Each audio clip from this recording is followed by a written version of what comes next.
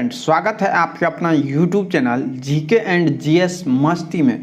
तो दोस्तों, आज के इस वीडियो में हम बात करने वाले हैं जो भी स्टूडेंट 2023 में बिहार बोर्ड मैट्रिक का एग्ज़ाम देने वाले, तो दोस्तों उसके लिए जो है तैयारी को मजबूत बनाने के लिए इस YouTube चैनल के माध्यम से प्रत्येक दिन जो है चैप्टर वाइज ऑब्जेक्टिव कराया जाता है। तो आप लोग जो है इस ऑब्जेक्टिव सेशन में जुड़िएगा और जो है अपने तैयारी को बेहतर कीजिएगा, क्योंकि आपके तैयारी को कहीं ना कहीं बेहतर बनाया जाएगा और जो है आपके रिजल्ट में जो है 100% जो है सुधार होगा। अगर दोस्तों आप चाहते हैं कि अब की बार एग्ज़ाम में हमको भी 450 प्लस करना है, तो दोस्तों आपको अभी से तैयारी में जुट जाना है। क्योंकि देखिए, बहुत सारे स्टूडेंट सोचते होंगे कि जो है हम तैयारी कर लेंगे, बाद में ऑब्जेक्टिव पढ़ लेंगे। दोस्तों आपको हम बता देना चाहता हूँ कि ऐसा नहीं होता है।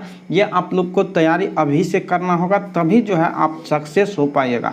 तो आज के चलिए इस वीडियो में जो है इसका पार्ट 1 बता चुके हैं। अगर आप नहीं देखे हैं ना, तो उसको ज़रूर देखिएगा। इस वीडियो के डिस्क्रिप्शन में लिंक है, वहाँ से आप लोग ज़रूर देखिएगा। तो चलिए शुरू करते हैं वीडियो को। और जो तो शुरू कर देखिए, आपके सामने पहला प्रश्न है और देखिए पहला प्रश्न देखिए मोस्ट इम्पोर्टेंट प्रश्न है और ये आपके बोर्ड एग्जाम में 100% पूछे जाने की संभावना। अगर दोस्तों आपको विश्वास नहीं होता है कि ऐसा प्रश्न हल्का या नहीं पूछता है, तो आप क्वेश्चन बैंक उल्टा कर देख सकते हैं। आपको इसी तरह का पूरी प्रश्न मिलने वाला और जो भी आपको दिखेगा तो वो जो 100% जो है आपकी बोर्ड एग्जाम में छपने वाला प्रश्न है। तो देखिए आपके सामने पहला प्रश्न है कि वृक्क किस जैव प्रक्रम का हिस्सा है। तो आपके सामने ऑप्शन देख लीजिए, उत्सर्जन का है, बीज शोषण का है, सीपोषण का है एवं द्विवृक्क का है। तो आपको जो है इसका सही आंसर बताना है कि वृक्क जो है किस जैव प्रक्रम का हिस्सा है। तो आपको बता दें कि वृक्क जो है किसका हिस्सा है, एक उत्सर्जन तंत्र का हिस्सा है। तो इसका सही आंसर क्या हो जाएगा, वृक्क जो है किसका हिस्सा है, एक वृक्क किसका है, वृक्क एक श्वसन तंत्र का हिस्सा है। तो वृक्क क्या करता है, इसका राइट आंसर हो जाएगा प्यारे साथियों ऑप्शन नंबर जो है इसका right answer option number A हो जाएगा, उत्सर्जन तंत्र का। तो इसको आप लोग को ध्यान में रखना है। चलिए आइए प्यारे साथी नेक्स्ट प्रश्न पे चलते हैं। और नेक्स्ट प्रश्न देखिए आपके सामने है कि रेजिन जो है किस पौधे का उत्सर्जी पदार्थ है। और ये देखिए मोस्ट इंपॉर्टेंट प्रश्न है आपके बोर्ड एग्जाम के लिए। ऑप्शन ए देख लिए बबूल का, ऑप्शन कुनेल का, पीपल का एवं चीड़ का। तो आपको इसका सही आंसर बताना है। तो देखिए प्यारे साथियों, रेजिन जो है पूछा गया है किस पौधे का उत्सर्जी पदार्थ है। आपको बता दें कि रेजिन जो है किसका उत्सर्जी पदार्थ है, चीड़ का उत्सर्जी पदार्थ है। तो इसका right answer option number D को ध्यान में रखिएगा, ये मोस्ट इंपॉर्टेंट है। तो चलिए आइए नेक्स्ट प्रश्न पे आते हैं। और 33 नंबर प्रश्न देखिए आपके सामने। और ये देखिए कितना इंपॉर्टेंट प्रश्न है कि मूल रोम पाए जाते हैं।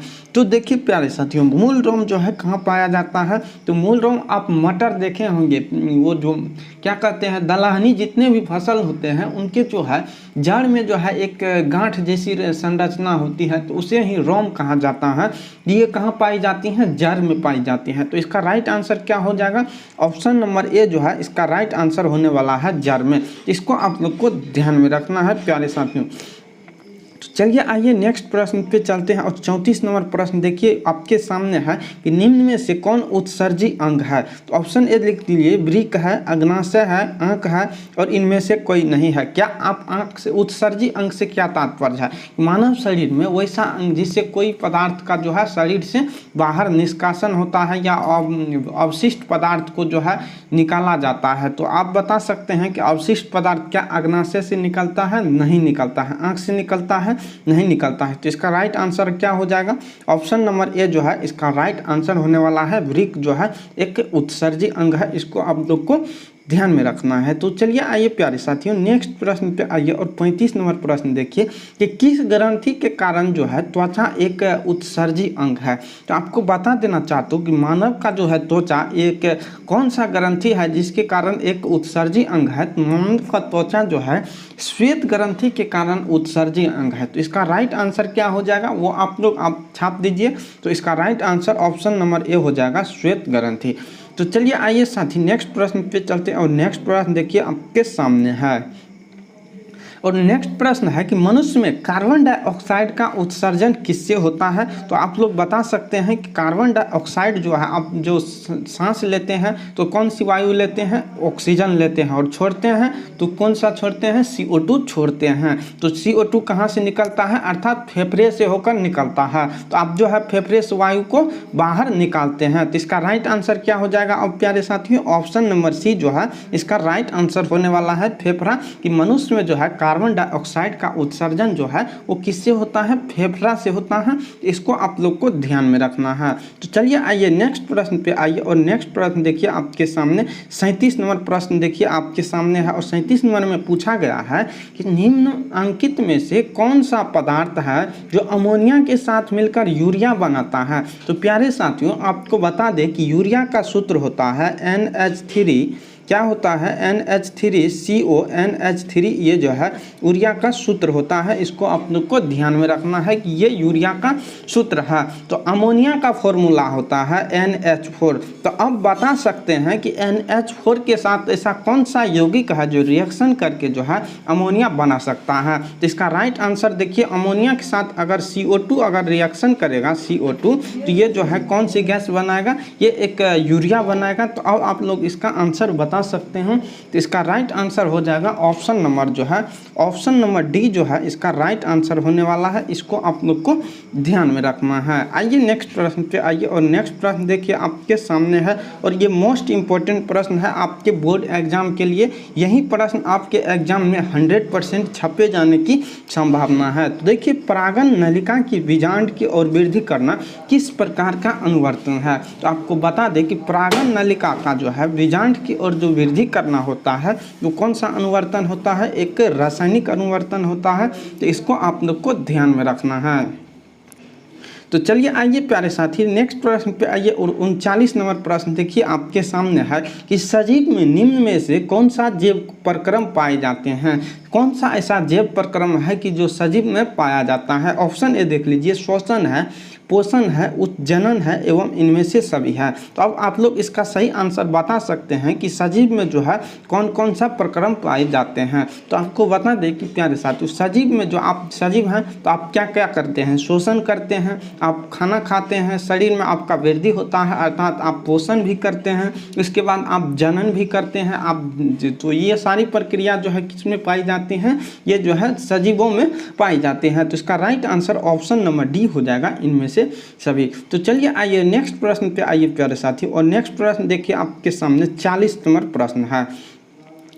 और ये आपसे पूछा गया कि अमीबा जो है अपना भोजन पकड़ता है। तो अमीबा भोजन किसके द्वारा पकड़ता है। तो अमीबा भोजन जो है वो कूटपाद के द्वारा पकड़ता है। तो इसका राइट आंसर हो जाएगा ऑप्शन नंबर ए, अमीबा जो है अपना भोजन कूटपाद के द्वारा पकड़ता है। इसको आप लोग को ध्यान में रखना है। तो चलिए आइए प्यारे साथी, और नेक्स्ट प्रश्न पे आइए, और नेक्स्ट प्रश्न देखिए, ये मोस्ट इंपॉर्टेंट प्रश्न है। इसको आप लोग VVI के तौर पर आप लोग याद रखिएगा, मोस्ट इंपॉर्टेंट कहा जाए। ये आपके बोर्ड एग्जाम में जो है 100% छपे जाने की पूरी संभावना है। आप लोग जो भी क्वेश्चन देखते हैं उसको आप लोग एक बार जरूर पढ़िएगा, क्योंकि ये जो अगर आप पढ़ते हैं, एक बार पढ़ लेते हैं और उसके बाद आंसर आप लोग को हम बताते हैं, तो वो जो है आप लोग को 80% अभी ही याद हो जाएगा। अगर आप एक बार दो बार और वीडियो को देख लेते हैं तो आपकी पूरी जो है ये फाइनली हो जाएगा कि इससे जो है आप लोग को जो भी ऑब्जेक्टिव आएगा तो नहीं के बराबर ही आप लोग को छूटेगा। 100% आप लोग को इसी से ऑब्जेक्टिव आने वाला है, तो इसको आप लोग को ध्यान में रखना है। तो देखिए, मांसाहारी जंतु की जो है छोटी आंत की लंबाई शाकाहारी जंतु की तुलना में क्या होता है, शाकाहारी जंतुओं की तुलना में क्या होता है, ये आप लोग को बताना है। तो शाकाहारी जंतुओं, मांसाहारी जंतु की छोटी आंत की लंबाई शाकाहारी जंतु की तुलना में कम होता है। इसको आप लोग को ध्यान में रखना है कि अगर मांस खाते हैं तो उसकी छोटी आंत की लंबाई बढ़ता नहीं है, उसकी घट जाता है। तो इसका राइट आंसर होगा ऑप्शन नंबर ए, कम होता है। तो चलिए आइए प्यारे साथियों और नेक्स्ट प्रश्न पे आइए। और नेक्स्ट प्रश्न देखिए, निम्नलिखित में से कौन एक अपघटक है? ऑप्शन ए देख लीजिए, शैवाल है, गोल क्रीम है, बैक्टीरिया है, अमरबेल है। तो इसका सही आंसर आप लोग को बताना है कि कौन सा एक अपघटक का उदाहरण है। ये आप लोग पढ़े होंगे, अपघटक का उदाहरण कौन सा है। तो आपको बता दें कि इसका राइट आंसर जो है ऑप्शन नंबर सी हो जाएगा, बैक्टीरिया। क्या हो जाएगा? अपघटक का उदाहरण अगर आपसे पूछेगा तो आप किस में चेन लगाइएगा? बैक्टीरिया में चेन लगाइएगा, इसको ध्यान में रखिएगा। तो आइए नेक्स्ट प्रश्न पे आइए और 43 नंबर प्रश्न देखिए, मनुष्य में जो है सांस लेने और छोड़ने की क्रिया को क्या कहा जाता है? और ये भी मोस्ट इंपॉर्टेंट प्रश्न है आपके बोर्ड एग्जाम के लिए कि मनुष्य में जो है सांस लेने और छोड़ने की क्रिया को जो है क्या कहा जाता है? ऑप्शन ए देख लीजिए, श्वसन, स्व उच्छ्वास, निश्वसन। ऑप्शन नंबर डी, निश्वसन। तो इसका सही आंसर आपको बताना है कि मनुष्य में जो अगर सांस लेते हैं और छोड़ते हैं, इन पूरी क्रिया को जो है क्या कहा जाता है? तो प्यारे साथियों आपको बता दें कि मनुष्य में जो है सांस लेने और छोड़ने की क्रिया को जो है श्वासोच्छ्वास कहा जाता है। इसका सही आंसर हो जाएगा ऑप्शन नंबर बी। इसको आप लोग को ध्यान में रखिएगा, ये बहुत ही इंपॉर्टेंट प्रश्न है आपके बोर्ड एग्जाम के लिए। तो चलिए प्यारे साथियों आइए और नेक्स्ट प्रश्न देखिए, ये भी मोस्ट इंपॉर्टेंट प्रश्न है कि ईसीजी का पूरा नाम लिखिए। तो आपको बता दें कि ईसीजी का जो है पूरा नाम क्या होता है? इलेक्ट्रोकार्डियोग्राम होता है। क्या होता है? इलेक्ट्रोकार्डियोग्राम होता है। तो अब आप लोग आंसर बता सकते हैं कि ईसीजी का पूरा नाम क्या होता है? इलेक्ट्रोकार्डियोग्राम होता है। इसका राइट आंसर हो जाएगा प्यारे साथियों ऑप्शन नंबर बी, इलेक्ट्रोकार्डियोग्राम। तो चलिए आइए प्यारे साथियों नेक्स्ट प्रश्न पे और देखिए 45 नंबर प्रश्न आपके सामने है कि निश्वास द्वारा निकली वायु में रहती हैं। अगर आप सांस को छोड़ते हैं तो आपसे कौन सी वायु निकलती है? तो ये आप लोग को यहाँ पे बताना है कि अगर आप शरीर से सांस जैसे छोड़ते हैं, जैसे खींचे तो जैसे छोड़े तो ये कौन सी वायु निकलता है? वहाँ से CO2 वायु जो है फेफड़ा के माध्यम से निकलता है। तो इसका राइट आंसर क्या हो जाएगा प्यारे साथियों? ऑप्शन नंबर ए हो जाएगा CO2। इसको आप लोग को ध्यान में रखना है। तो चलिए आइए प्यारे साथी नेक्स्ट प्रश्न देखिए आपके सामने है कि रक्त में इनमें किसकी उपस्थिति के कारण जो है ये लाल दिखाई देता है? मानव शरीर में जो है रक्त जो है 3 प्रकार के होते हैं, आरबीसी होता है, डब्ल्यूबीसी होता है, प्लेटलेट्स होता है। तो आरबीसी में जो है ये पूछा गया है कि रक्त में किसकी उपस्थिति के कारण लाल दिखाई देता है? ऑप्शन ए देख लीजिए, थ्रोम्बिन है, हीमोग्लोबिन है, पायरुवेट है। ऑप्शन एक नीचे दिया गया है, उसको आप तो को काट दीजिए और जो अगर देखना चाहते हैं तो यहाँ देख सकते हैं फाइब्रिन है। तो इसी में तीनों में से आप लोग को आंसर बता देना है। तो प्यारे साथियों आपको हम बता देना चाहता हूँ कि रक्त में जो है हीमोग्लोबिन नामक प्रोटीन के कारण जो है ये कैसा दिखाई देता है? रक्त जो है अपना लाल रंग दिखाई देता है और केवल ये जो है आरबीसी में ही उपस्थित रहता है। और अगर आपसे पूछ ले कि डब्ल्यूबीसी का रंग कैसा होता है तो उसका रंगहीन होता है, वो रंगहीन नहीं होता है। अगर आपसे पूछ ले कि आरबीसी का कार्यकाल कि इसका जीवन काल कितना दिन होता है तो 120 दिन होता है। अगर डब्ल्यूबीसी की पूछ ले तो वो 3 से 4 दिन होता है। इसको भी आप लोग ध्यान में रखिएगा। आइए नेक्स्ट प्रश्न पे देखिए और देखिए प्रकाश संश्लेषी अंगक है कि आपको बताना है कि कौन सा ऐसा जो आप लोग को ऑप्शन में दिया गया है इसमें प्रकाश संश्लेषी अंग है, ये आप लोग को बताना है। तो प्यारे साथियों देख लीजिए ऑप्शन है तना, पत्ती, क्लोरोप्लास्ट एवं जड़। तो प्रकाश संश्लेषण जो है पौधे में किस भाग में होता है? पत्तियों में होता है। तो इसका राइट आंसर अब क्या हो जाएगा? ऑप्शन नंबर बी जो है पत्ती हो जाएगा। इसको आप लोग को ध्यान में रखना है। तो आइए नेक्स्ट प्रश्न पे देखिए और ये देखिए मोस्ट इंपॉर्टेंट प्रश्न है ये बोर्ड एग्जाम के लिए। देखिए ये आप लोग को कई बार एग्जाम में पूछा गया प्रश्न है कि वायुमंडल में CO2 गैस की उपस्थिति है, कितना % जो है वायुमंडल में CO2 गैस पाया जाता है? ऑप्शन ए देख लीजिए 0.01%, 0.05%, 0.03%, 0.02%। तो अब आप लोग को इसका आंसर बता देना है कि वायुमंडल में जो है CO2 गैस कितने % की उपस्थित रहता है। तो आपको बता देना चाहता हूं कि वायुमंडल में जो है CO2 गैस जो है 0.03% पाया जाता है। तो इसका right answer option number C को ध्यान में रखिएगा 0.03%। तो आइए प्यारे साथियों और नेक्स्ट प्रश्न देखिए आपके सामने है कि ग्रहणी भाग है। तो आपको बता दें कि ये जो है ग्रहणी किसका भाग है? तो आप लोग ऑप्शन देखिए और इसका आंसर आप लोग बता सकते हैं। ये बहुत ही आसान है और जो है ये बोर्ड एग्जाम के लिए मोस्ट इम्पोर्टेंट भी है। तो ये आपको बता दें कि ग्रहणी जो है किसका भाग है, एक छोटी आंत का भाग है। तो इसका right answer option number C हो जाएगा, छोटी आंत। तो चलिए आइए नेक्स्ट प्रश्न पे चलते हैं और नेक्स्ट प्रश्न आपके सामने देखिए कि हरे पौधे में जो है पोषण की विधि कहलाती है। आपको आंसर बताना है कि हरे पौधे में जो पोषण होता है किस विधि से पोषण होता है। ऑप्शन ए देख लिए प्राणी समभोजी पोषण, ऑप्शन बी पर पोषण, ऑप्शन नंबर डी सी जो है स्व पोषण और ऑप्शन नंबर डी है इनमें से कोई नहीं। तो आपको बता देना चाहता हूं कि हरे पौधे में जो है पोषण की विधि क्या होता है, स्व पोषण होता है। इसका सही आंसर क्या हो जाएगा, ऑप्शन नंबर सी हो जाएगा, स्व पोषण। इसको आप लोग को ध्यान में रखना है। तो चलिए आइए नेक्स्ट प्रश्न पे आइए प्यारे साथी, और ये देखिए मोस्ट इंपॉर्टेंट प्रश्न है कि अमीबा क्या है। अमीबा जो है क्या है, स्वपोषी है, मृतजीवी है, प्राणी समभोजी है और इनमें से कोई नहीं। तो इसका सही आंसर आप लोग को बताना है और यहाँ पर आप लिख सकते हैं कि बी और सी दोनों। तो इसका राइट आंसर आप लोग को बताना है कि अमीबा क्या है। तो आपको बता दें कि अमीबा जो है मृतजीवी एवं प्राणी समभोजी दोनों है। तो इसका राइट आंसर बी एवं सी हो जाएगा। इसको भी आप लोग को ध्यान में रखना है। आइए देखते हैं और नेक्स्ट प्रश्न देखिए, और ये देखिए आपके बोर्ड एग्जाम के लिए बहुत ही शानदार और मोस्ट इम्पोर्टेंट प्रश्न है कि लार में जो है कौन सा एंजाइम्स पाया जाता है।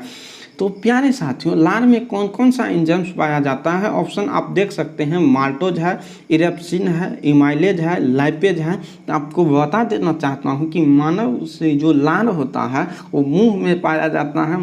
अब जो लार होता है वो चिपचिपा उसे होता है। तो इसमें जो है कौन सा जो एंजाइम्स पाया जाता है वो इमाइलेज पाया जाता है। इसका सही आंसर ऑप्शन नंबर सी हो जाएगा, इमाइलेज। तो चलिए आइए नेक्स्ट प्रश्न पे चलते हैं और नेक्स्ट प्रश्न देखिए, वसा का पाचन किसके द्वारा होता है।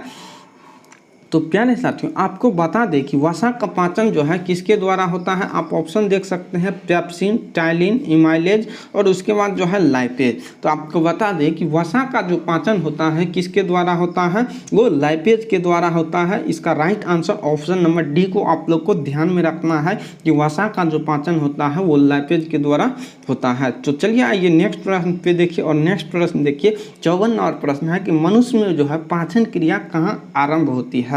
तो ऑप्शन ए देख लीजिए, कितना ऑप्शन शानदार दिया है, मलाशय में। ऑप्शन नंबर बी देख लीजिए, अग्नाशय में दिया है। ऑप्शन नंबर सी देखिए मुख में है और उसके बाद देखिए ग्रहणी में है। तो इसका सही आंसर बताना है कि मनुष्य में जो है पाचन क्रिया कहाँ आरंभ होती है। तो इसका सही आंसर हो जाएगा ऑप्शन नंबर सी जो है, ऑप्शन नंबर सी होगा, मुख में जो है पाचन क्रिया आरंभ होती है। इसको आप लोग को ध्यान में रखना है। आइए प्यारे साथियों और नेक्स्ट प्रश्न पे देखते हैं 55 नंबर, किस पाचक रस के प्रभाव से अमाशय में दूध थक्का जम जाता है। तो इसका सही आंसर आप लोग को बताना है कि दूध का जो है थक्का अमाशय में किस पाचक रस के कारण से जम जाता है। तो इसका सही आंसर हो जाएगा ऑप्शन नंबर बी जो है रेनिन। क्या हो जाएगा, ऑप्शन नंबर बी जो है इसका राइट आंसर हो जाएगा, रेनिन जो है इसका राइट आंसर होने वाला है, देख सकते हैं। तो आइए नेक्स्ट प्रश्न पे आइए और नेक्स्ट प्रश्न देखिए, ये मोस्ट इंपॉर्टेंट प्रश्न है। इसको जो है आप लोग को भिभिया लगा के रखना है कि मनुष्य में का जो है हृदय प्रति मिनट कितनी बार धड़कता है। और ये देखिए मोस्ट इम्पोर्टेंट कहा जाए इन प्रश्न को आपके बोर्ड एग्जाम के लिए। और ये देखिए बहुत ही इम्पोर्टेंट प्रश्न है, ये आपके एग्जाम में 100% छपने की संभावना है। तो इसका सही आंसर आप लोग को बता देना है। तो इसका सही आंसर हो जाएगा ऑप्शन नंबर बी, ये 72 बार। आइए प्यारे साथी और नेक्स्ट प्रश्न पे चलते हैं और नेक्स्ट प्रश्न देखिए कि मनुष्य में जो है रुधिर क्षमता है। ऑप्शन ए लीजिए फेफड़ा में, ऑप्शन नंबर बी बोमेन संपुट में, ऑप्शन नंबर डी जो है कुंडलित नलिका में, ऑप्शन नंबर डी जो है मूत्र वाहिनी में। तो अब आप लोग को इसका सही आंसर बता देना है कि मनुष्य में जो है रुधिर कहाँ क्षमता है। तो इसका सही आंसर हो जाएगा ऑप्शन नंबर बी जो है बोमेन संपुट में। तो क्या आंसर हो जाएगा, ऑप्शन नंबर बी को आप लोग याद रखिएगा, बोमेन संपुट। तो चलिए आइए नेक्स्ट प्रश्न पे चलते हैं और नेक्स्ट प्रश्न देखिए आपके सामने है और प्रश्न नंबर देख सकते हैं कि 58 नंबर प्रश्न है कि प्रत्येक गुर्दे में कितने नेफ्रॉन होते हैं। ऑप्शन बी देख लीजिए 12, option B 12 lakh, option A 10 lakh, option C 9 lakh, option number D जो है 8 लाख। तो इसका सही आंसर क्या होगा वो आप लोग बता सकते हैं कि प्रत्येक गुर्दे में जो है कितने नेफ्रॉन होते हैं। वो जो होता है 12 लाख होता है। तो इसका सही आंसर हो जाएगा ऑप्शन नंबर बी जो है 12 लाख। आइए प्यारे साथी और नेक्स्ट प्रश्न पे देखते हैं 59 नंबर प्रश्न पे।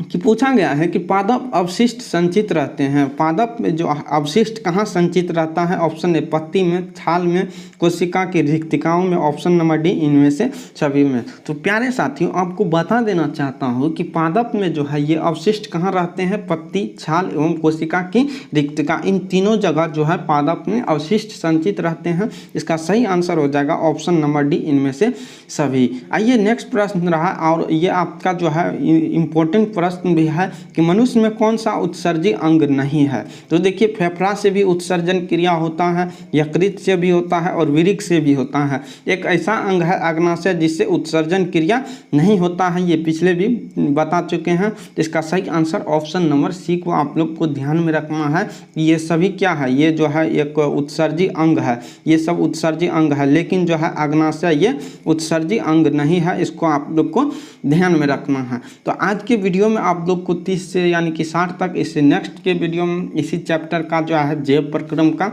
60 से 90 तक ऑब्जेक्टिव बताएंगे।